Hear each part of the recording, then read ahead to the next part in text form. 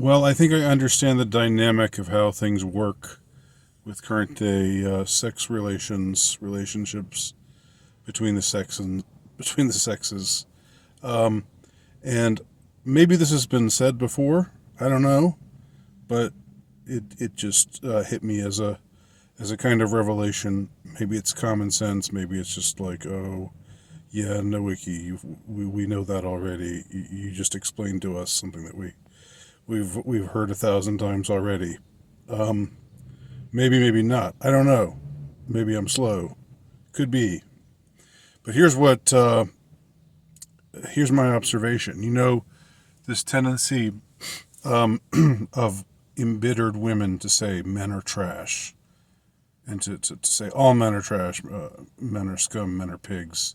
All of the anti-male sort of rhetoric that they indulge in. Kill all men. That was a charming one. Um, where does that come from? I Here's where I think it comes from. Okay, I believe that the kind of men that women in general are being trained to be attracted to today. I mean, naturally, women are naturally hypergamous. That's not a new thing. And it's not even a bad thing in and of itself. It's bad when it gets out of hand. And today it's gotten out of hand because of social media and social engineering and all kinds of other things. Things are really bad out there right now. I don't think anyone would disagree with me. No, it's really great. I think the relations between the sexes are just perfect right now. They're the closest to perfect that they've ever been. You know, heaven forfend we would have to go back to the 40s or 50s when men and women, tended to like and respect each other. um, but here's why it happens because women are more and more trained to go after the top dog men, right? Call them what you will. Um, the top 5%, the top 2%. I don't even know what the percentage would be, but they're the only ones that they want. And that's been shown, of course, with that famous or infamous Tinder experiment and Tinder survey and other things. Um, and So they go after these men, but these men that they end up wanting, these guys, they're the only ones who are enjoying the way things are right now. Things are miserable. People are being made miserable. Men and women both are being made miserable right now, except top tier men. Top tier men just get the pick of the litter. They get what they want, when they want, how they want. Um, and so, they're going to use these girls who throw themselves at them, right? Um, they may not see it as using them. They may see it as, look, I'm entitled to having my, I don't pretend to be otherwise. I can just have my fun. I can have my flings, and there's nothing wrong with it. And I'm honest about it. I'm upfront about it. Maybe they are. Maybe they aren't. Probably most of them are because they can afford to be, or they just are non-committal on those sorts of things. But women want to get with these guys, and they want these kind of guys to wife them up. They want these kind of guys to commit to them, and they're not willing to commit to them. They end up breaking these women's hearts because the women, generally or genuinely fall for them, of course, because they're highly desirable. Um, and So what would you expect? They fall for them, and then it ends, and then they think that maybe it's going somewhere, and then it ends up not going anywhere. And the women end up feeling, to use that vulgar expression, pumped and dumped, used and discarded, right? And it's not a good feeling. So they lash out. They'll lash out at men. Men are trash. Men are pigs. Kill all men. Where does this anger derive? Where does it come from? This is where it comes from. In many cases, I mean, nothing totally explains a trend, and there's always going to be exceptions to the rule. But I think this generally does explain it. So they get women end up getting frustrated about men, but when they say men, they mean these particular men, these men whom they find desirable. They don't mean the men that they tend not to pay attention to, because again, they've been trained, and I'm not saying it's female nature. I'm not saying it's completely their fault, or I'm not, this is not me venting my spleen against woman, or against the feminine nature or anything like that. It's just the way that things have been set up now. It's how women grow. Women who are not a part of some countervailing group, right?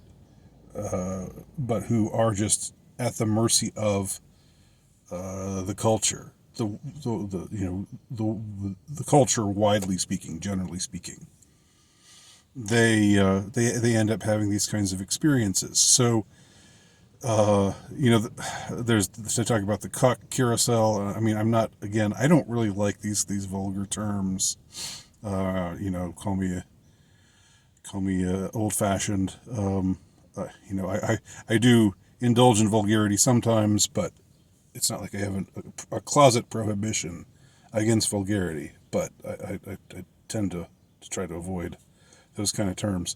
I don't think that when women are, quote, riding the cock carousel, that they are just going out, living life, enjoying themselves, and partying hard. I mean, that's what they tell themselves that they're doing, and that effectually is what they are doing, but it's not what they want to be doing. They want the guys that they are giving up their purity to, the guys who are taking their virginity and then that they keep giving themselves to, whether it's one guy or a number of guys. Not fixated on body count here. I'm trying to avoid all of a lot of the cliches of manosphere, MGTOW, red pill kind of discussion. But regardless of any of those things, they wind up getting hurt because they want more from the men who they want. And the men who they want just want to use them, because even if they don't see it that way, even if they see it as just a mutual exchange, right? These guys may not be bad guys. They may not be what's the word? I don't know. They may just think, they're just engaging in a mutual exchange that's agreed to by both parties, and that they may not be scoundrels. That's the kind of word. It's an old fashioned word, but they may not be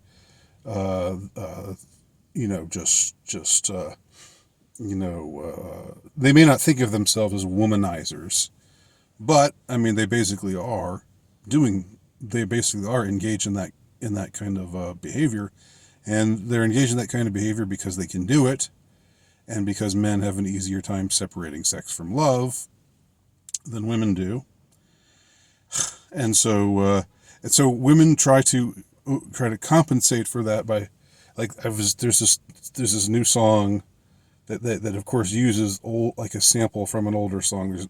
There's so many songs that are just not original at all. Just use old samples, from the 80s or 70s or whatever. And there's this new one, "'Cause girls is players too. 'Cause girls is players too." And it's like all about, I'm a boss. I can be a player myself, but girls don't want to be women. Girls/women don't want to be players. Okay, that is a way to compensate for their heartbreak. That is a way to, or their hurt feelings. They're generally being hurt by the fact that they feel they've been used by men. And so and so they say again, men are scum, men are trash, kill all men. But who they have in mind when they say that isn't all men.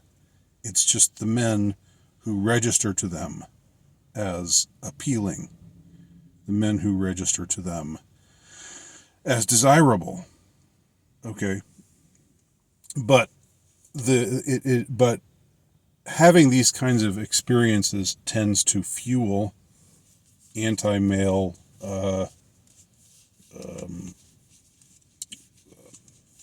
positions, anti-male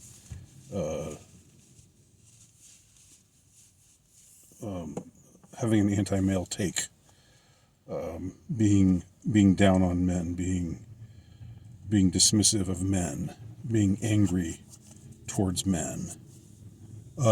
So that in turn perpetuates the harmful whatever the hell wave it is now, 9th wave, 12th wave, 15th wave feminism that's out there now. That doesn't bring women happiness either. That's just as I said, a way to compensate for how they have been used and chewed up and spat out, pumped and dumped. But the men who aren't, the increasing number of men who aren't getting noticed because women are increasingly hypergamous. So unless you're at the very top echelon, you tend not to get much notice. Whether it's looks or wealth or charisma or whatever it is. It's a variety of things. Fame, fortune, whatever, position in society, status. I think status plays a huge role in it, and that's why I talk about status a lot. That's why I wrote, Ruminations of a Low Status Male. That's why I have a T-shirt that says Low Status Male. It's what I've grown to embrace in myself. But the kind of hateful rhetoric that they tend to indulge in tends to make these men, the men who aren't in the top echelon, think to themselves, well, why do I even why should I even bother? What's the point of all of this? And that's why you see more and more men just not even trying, right? Dropping out, not dating. As all the surveys have or a bunch of surveys lately have shown, and a bunch of content creators, including a lot of women, are talking about. It is a trend that is being talked about and chewed over, and not just by ghettoized, red pill, manosphere, MGTOW male types. These conservative women are talking about it as well. Mostly conservative women, the liberal feminist type women just tend to dismiss it all, or just say you're just all a bunch of incels, ha ha ha. But they're just as embittered as well. But for them, they've just bought into this whole ideology, this compensating ideology. Again, because they are deeply dissatisfied, they are deeply unhappy. Who are the most unhappy people out there right now? White liberal women, young women. That's been shown. I remember reading again a survey which demonstrated that. So the so-called winners right now, the ones whose ideologies are being manifested in the culture, you'd think they'd be happy about it, but they're not.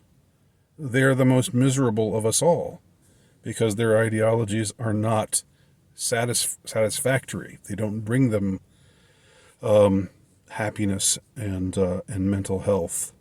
They don't bring them the kind of things that they really want in their hearts. But the kind of rhetoric, the kind of anti-male rhetoric, the kind of hatred and vitriol against men, has the effect of making the largely ignored group of men just say, well, fuck this. And thus, we have the situation of the the dating marketplace, the general relations between the sexes in the West in 2023. Ain't it glorious to be alive in the present year? Thanks for watching. Let me know your thoughts below.